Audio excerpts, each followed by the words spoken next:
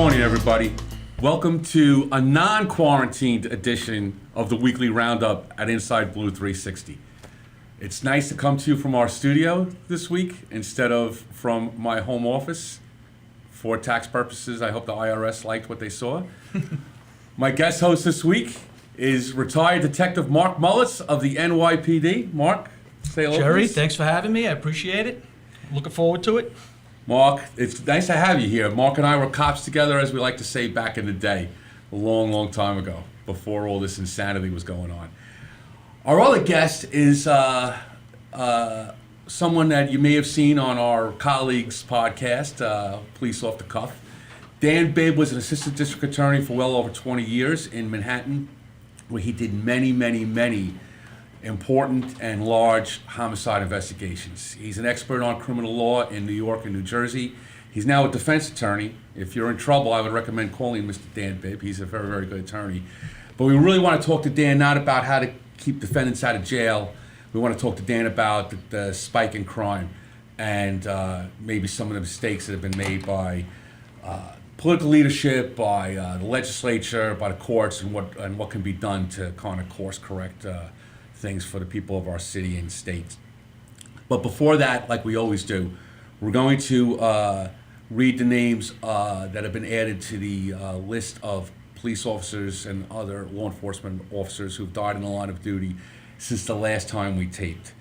We get this information from the Officer Down Memorial page. That's odmp.org.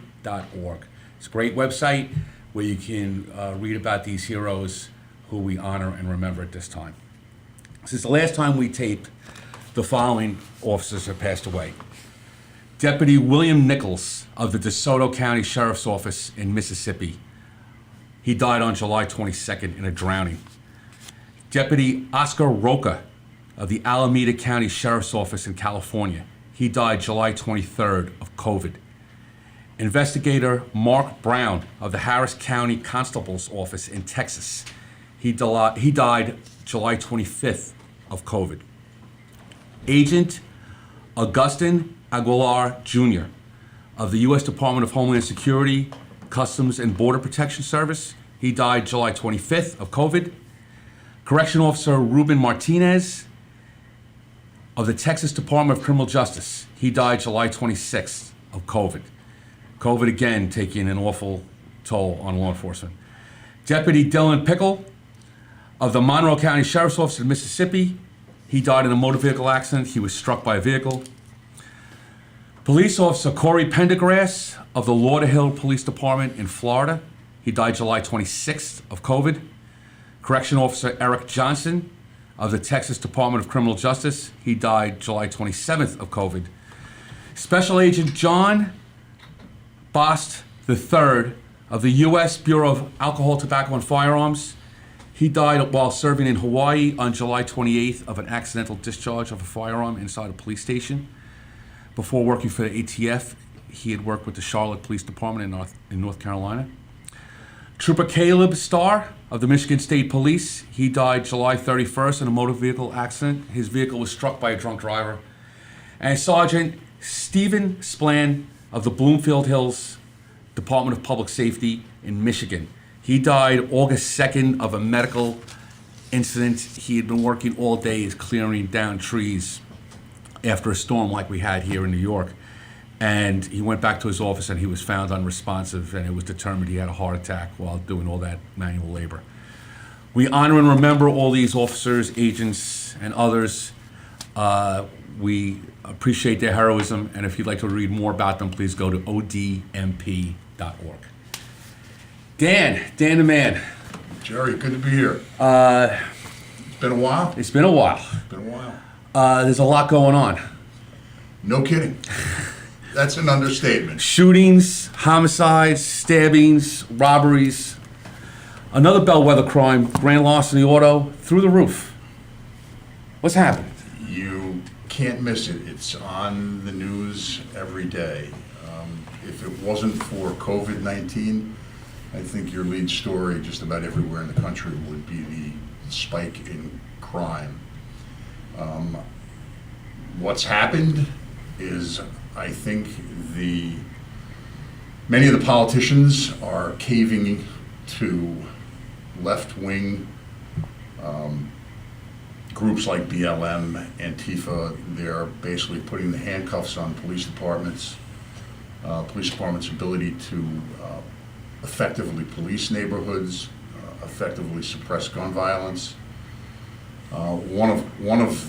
I think one of the things that is leading to a huge spike in shootings and crime in New York City is the elimination of anti-crime units in every precinct. It is probably, I think, one of the stupidest law enforcement moves that's ever been done anywhere in the country. Of course, you see a blue and white RMP running, driving down the street, you're going to keep your gun in your pants. There, with anti-crime, there was always the possibility that an unmarked car was going to turn the corner just as something was happening. And of course, in anti-crime in the NYPD, it was usually the top uniform guys who were active, who weren't cooping, weren't ignoring jobs or slowing down going to jobs. It was the active cops who were the ones who were promoted into anti-crime, and it was viewed as a promotion, and of course it was viewed when they instituted anti-crime as a path to a gold shield. And I can't tell you how many great detectives that I worked with over the years came from uniform to anti-crime, probably did some time in narcotics, and got their gold shield and then worked their way up to homicides. I think the spike in crime is due in large part to feckless politicians handcuffing the police departments, eliminating, and we can have an argument about stop and frisk from now until the end of time, but stop and frisk, although did impact minority communities, there were many in minority communities who were saddened by the fact that stop and frisk was being eliminated, because it was effective in taking guns off the street. It was effective in identifying people who were committing the vast majority of violent crimes. And now you don't have that. You don't have that information base. You don't have active police officers looking for things to do. And I think with the misguided attempt to address the city council's misguided attempt to address the death of George Floyd with the new law, it's further handcuffing the police. I'd really like to see any member of the city council attempt to arrest a violent, resisting criminal without somehow violating that law. It doesn't even have to be a violent criminal anymore. No, the cops are being fought for every arrest they're trying to make, whether it's a turnstile jumper. They know they can fight the cops, and that's what they're doing. And well, there's even legislation now pending. I don't know the prospects of it passing, and I think that although I'm not a big fan of our governor, I don't think he would sign it. But there's actually legislation been drafted and pending. Hopefully, it will never even make it out of committee, to lessen the assault on a police officer from a Class D felony to a Class A misdemeanor. I think that happened in Virginia, right? I think that's one of the states that they did happen in Virginia. Yeah. Amazing, absolutely amazing. So one of the other things I've heard about what's going on the street right now is detective squads, right? You used to be able to send 2 detectives to any building in the city. The worst building in the Polo Ground projects, the worst building in the pink houses, didn't matter. 2 detectives could go there, knock on doors, canvass for witnesses, look to develop an investigation.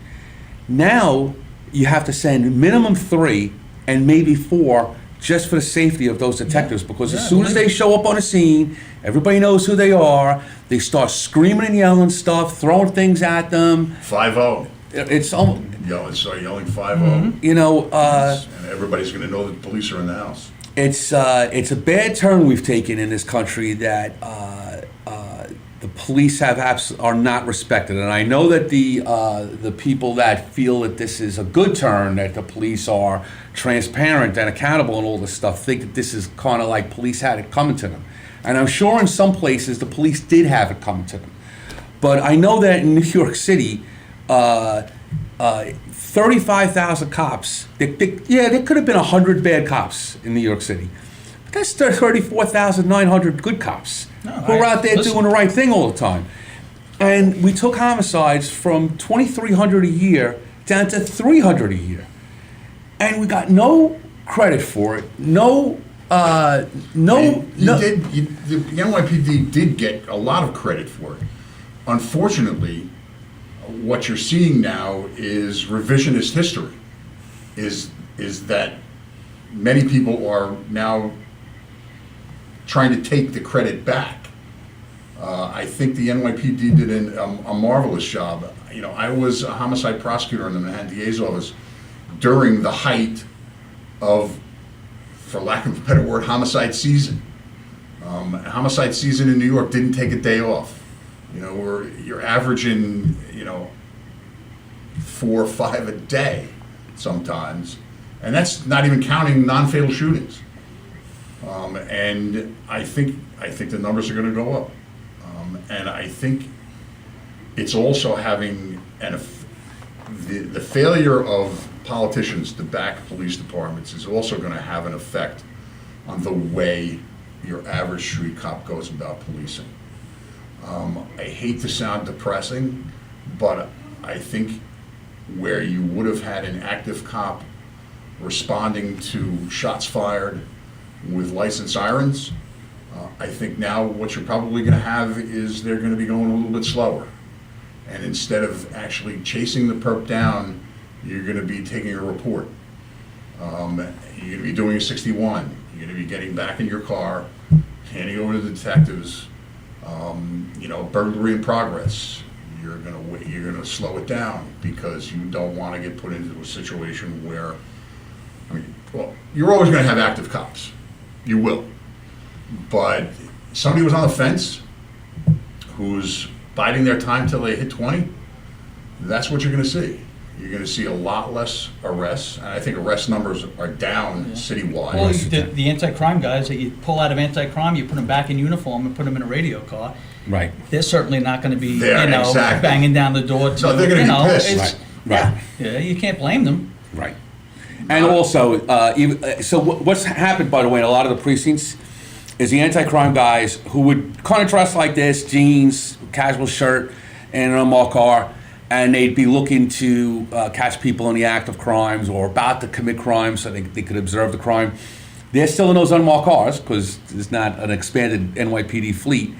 But As a matter of fact, because of the riots, there's a lot less. Right. There's a lot less police cars on the street now. The unmarked cars seem to have escaped more damage than the marked cars. I guess you don't get street prop if you set an unmarked car on fire, right? But they're working in uniform, right? And some of them are staying active. Some of them, are pissed off. Like, what did I do wrong? Right. I was risking my life. I was doing my job, and this is my career takes a step back instead of a step forward, right? It's the other part. I guess I'd like obviously the cops who watch the show understand this, but we have viewers and listeners who aren't cops. Generally speaking, when you make an arrest, the person who's being arrested doesn't want to go to jail. They don't want to have handcuffs put on them, and if they know that they did the wrong thing and they know that they're guilty of the crime, they know that they might go to jail, like prison, upstate. No one wants to go upstate to prison, and they now know they can fight, especially on the street, and immediately a crowd is going to form and start screaming at the cops. Everybody's going to have their cell phone camera out, filming it. Someone's going to be throwing water bottles at the cop. And of course, the cop's got in the back of his mind the law that Dan just described, where if you either wrap the person up around their torso or in a wrestle, you put your leg or arm on their back or stomach or chest, even without causing injury, you are guilty of compressing the diaphragm, and that could get them arrested, depending, I guess, on which way the wind is blowing that day, right, Dan? It could get you arrested. And Right. it depends on who the prosecutor is. Right. as well. It's an unclassified misdemeanor, carries up to a year in jail. Obviously, if the New York City Council had the capacity to make something like this a felony, I would not be at all surprised if they didn't do that. But what they're limited in doing is classifying something like this as an unclassified misdemeanor.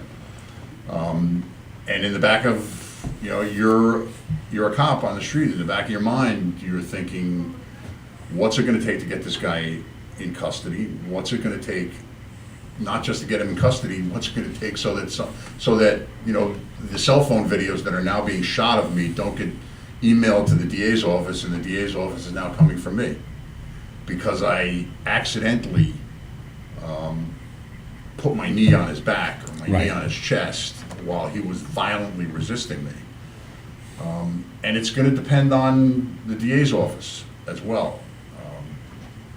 Every DA in New York City except Staten Island, McMahon, they're in a competition to see how woke and progressive they can all be. And that bill is also keeping the surrounding jurisdictions. The guys will not come into, they'll not come into the 5 boroughs and help, and then you have, in the city alone, you have the Port Authority Police, you have state troopers now, you have Amtrak. These guys are gonna be reluctant to say, hey, listen, I'm not gonna, I don't wanna step in there and. The State Troopers Union has already basically publicly come out and demanded that they all be relieved of any duty in New York City. Yep. Because every other county, no other county in New York has anything like this. Right. Exactly. I believe Yonkers PD has. Westchester PD, Suffolk, all of them. They basically instructed their police officers not to take enforcement action in New York City because of this law. So I want to, for the people who aren't from New York City area, New York City borders other jurisdictions, and there's bleed over all the time. Some of these places, it's just a street. You'll just have a street, Main Street. And on one side is one jurisdiction, and on this side of the street is NYPD. And the units back each other up. They either carry radios and hear the calls, and they know, God, geez, a guy's in a pickle just a block away. He's a licensed New York State a police officer in the state. They go and back each other up. And, or they see something happening and they back each other up. Now, Nassau County... Or they chase. A lot of it comes from the Bronx. Well, now they're just going to be calling off the chases. Exactly. So now, there's not going to be any of that crossover backing up of any Westchester or Long Island departments coming in and backing up NYPD. I'm sure the Port Authority cops are hesitant to leave the bus terminal to back up, or to even... Which they did all the time. Which they did all the time. Jersey Transit and Penn Station. This is... And you mentioned the troopers, Dan. They're trained to work solo by themselves and wait a long time for backup. They use chokeholds. They're going to use get whatever trained. they use. Yeah. They tie people up using their legs, wrapping them up. Now you got to wrap a guy up with your legs. I'm sure I've done that 50 or 100 times in my career. That's a crime now? No. Come on. I feel bad for these guys. I mean, they got to be, their hands are tied. There's just no two ways about it, so. Dan, if you were to defend a cop who's charged with this, because you defend cops now. I do. I represent Port Authority cops in criminal investigations. So for Port Authority cop, for probably over 10 years. So I don't want to. And I can proudly say that under my watch, no Port Authority cop has been charged with a crime in either New York or New Jersey. Excellent. Yeah.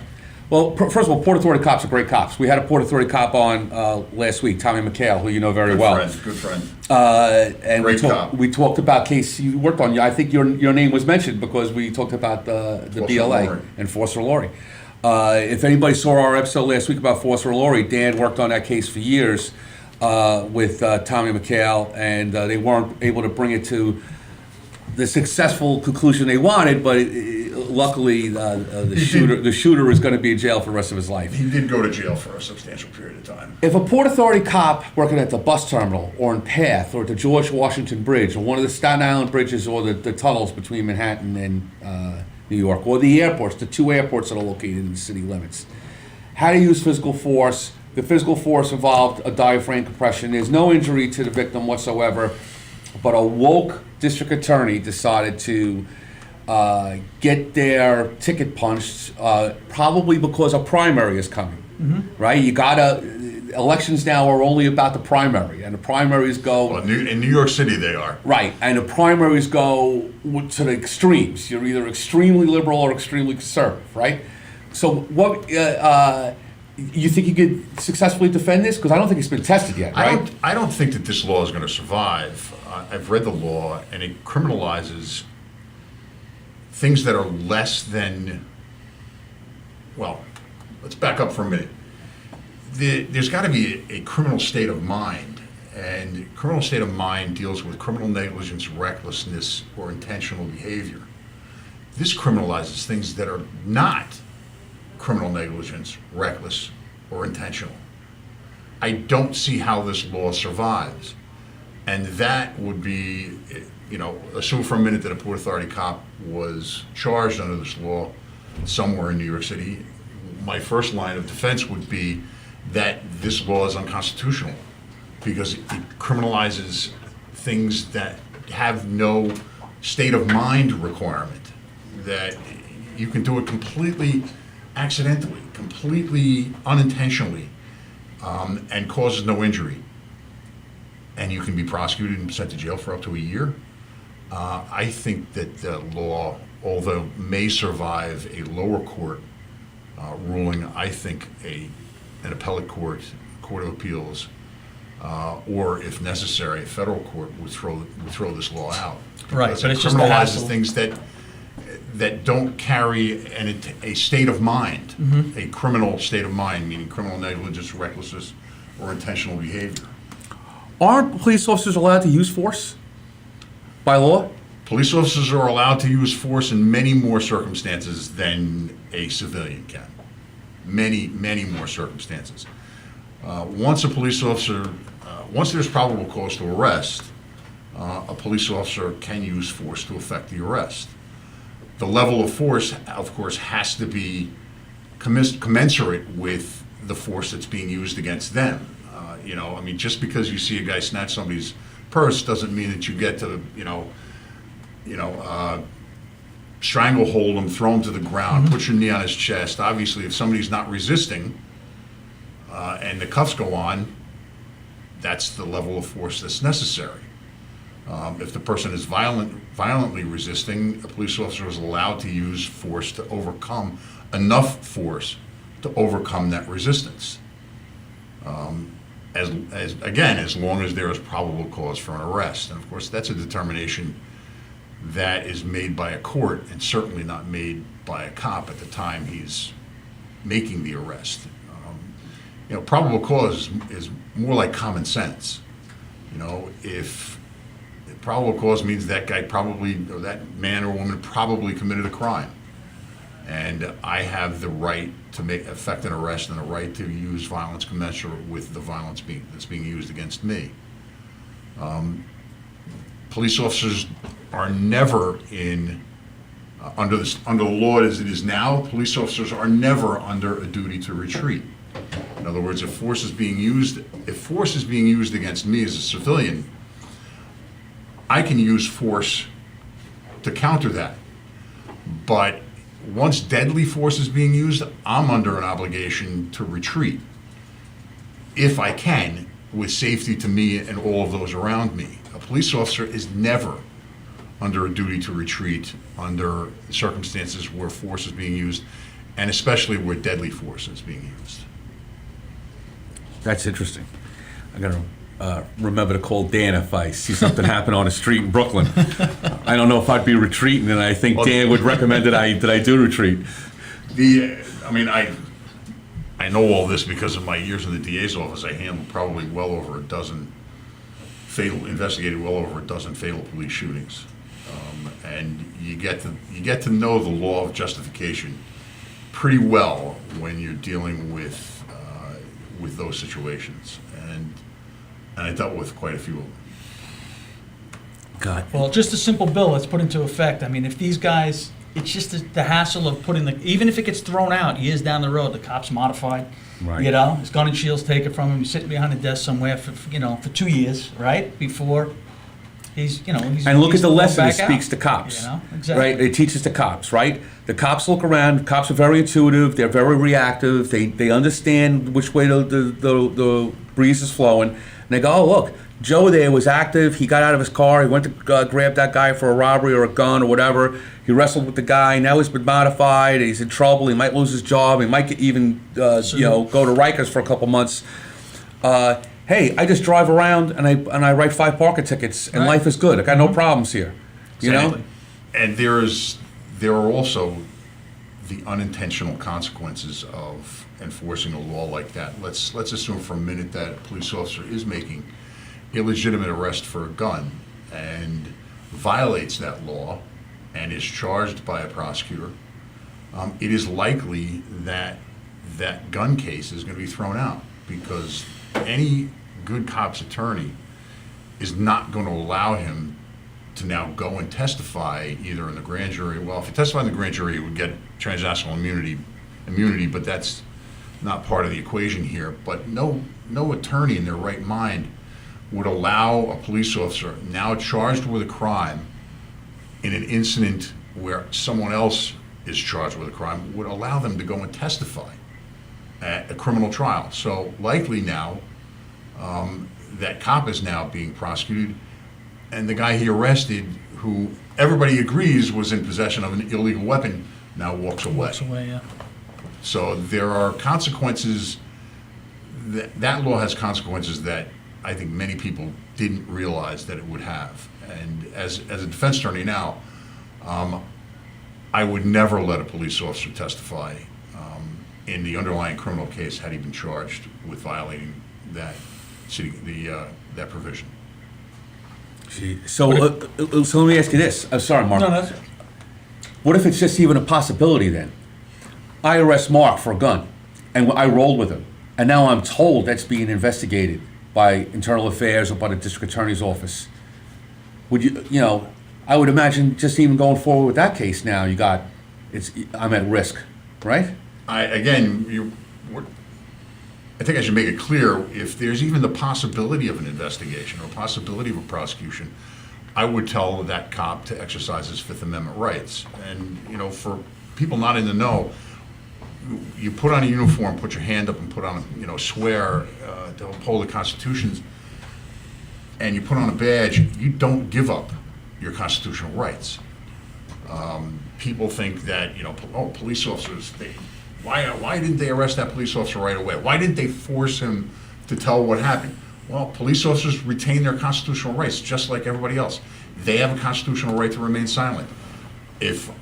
And oftentimes in my work with Port Authority PD, I've gotten involved in criminal investigations of Port Authority cops before there's ever an arrest. And in varying circumstances, my advice would be to shut up, invoke the Fifth, and do and say nothing. And then there have been situations where I have told the cops, yeah, let's go in and talk. You got nothing to hide. But I've been in a situation where I talked to the prosecutor and they basically told me in no uncertain terms that my client's going to be charged with a crime. And they want to come in and, oh, by the way, though, will you bring him in and talk to us? My answer is, you just told me you're charging my guy with a crime. You want him to come in and talk to you. That would be no. right. So even if there was a possibility of a prosecution, if there was a wind of an investigation of a violation of this provision, my advice to the cop would be to invoke the Fifth. I'll go in and talk to the prosecutor. You're not. But now you're a defense attorney for the perp. This gives you one extra step, right? You tell the perp, you say to him, did the cop, sit on your chest, did the cop, and then they go that route. Absolutely. As a defense attorney, if I have to admit, if I got a client that was involved in a violent arrest, I would ask him, I wouldn't be putting words in his mouth, but I would ask him, what happened during the arrest? Describe for me everything that the cop did to you. And, the words, I couldn't breathe, come out. Where do you go from there? Yeah. So Do you go to Right. CCRB, Civilian Complaint Review Board? Do you go to the DA's office? say this cop violated this subsection of the law, and he should be prosecuted. Dan, Yeah, you have another arrow in your quiver, so to speak, to shoot at the DA's office and Yeah, to give your guy, exactly. even if it's just to give your guy a better deal. Right. so, we've been seeing it, listen, not to minimize what happened to Eric Garner and George Floyd, who are deceased, but everybody is yelling now, "I can't breathe," when they roll with the cops. It's not a New York City phenomenon or a Minneapolis phenomenon. Every cop in North America, everybody who's arrested in North America, if they're wrestling with the cops, I'm sorry, getting all excited here. As soon as a crowd surrounds and they've got their cameras out and they're filming, and the person starts saying, "I can't breathe." And probably 10 minutes later in the station house, they're going to the cops. Sorry about that. But, it is, Some are. It is what it is. We could probably do a whole episode one day about how cops and criminals get along once the cameras are off and there's no crowd on the street. But that's for another time. Dan, we're going to wrap it up. We're definitely going to have you back in one capacity or another. You're a great guest. There's so much to talk about. We definitely need more time with you because we have to solve this problem. We can't have people getting shot all over the place all the time anymore. This is just unacceptable. Mark, by the way, everybody, see, usually I rate Zoom rooms every week. Tell everybody, "Oh, you got a great Zoom room." And I Zoom in. We're in the studio this week. Definitely the best looking co-host. I don't know if I appreciate that Pam brought him in. He's sitting in profile. He's killing me. My wife's going to probably watch this episode 10 times. Mark, thank you very much. Jerry, thanks for having Well, me. you gotta see, my Zoom room's got all my stuff all over the wall. It's really impressive. I'm going to plug you, and I want you to give your how to reach you. Dan Bibb represented me one time. I got roped into something. I did nothing wrong. Got roped into something. Dan Bibb is an excellent attorney, so I recommend him highly. Dan, how do people reach you if they need to hire you? Just internet. Just Google you. Google me, you'll come up to my website. Dan Bibb, Bibb. And I kept Jerry out of the clutches of the federal government. I'm free. I'm a free man. Actually, they were trying to fly me to California to testify in a bullcrap case. I didn't want to go. So my wife kept saying, "Why do you got to go?" And I was like, "I don't know, but Dan's going to take care of it." And Dan did. And did a good job conning the AUSA out of thinking that he needed you to testify. Yes. Thank you, everybody, for watching this episode of the Weekly Roundup. Again, I'm Jerry Kane, and you are? Mark Mulitz. And you are? Dan Bibb. Esquire. Thank you, everybody.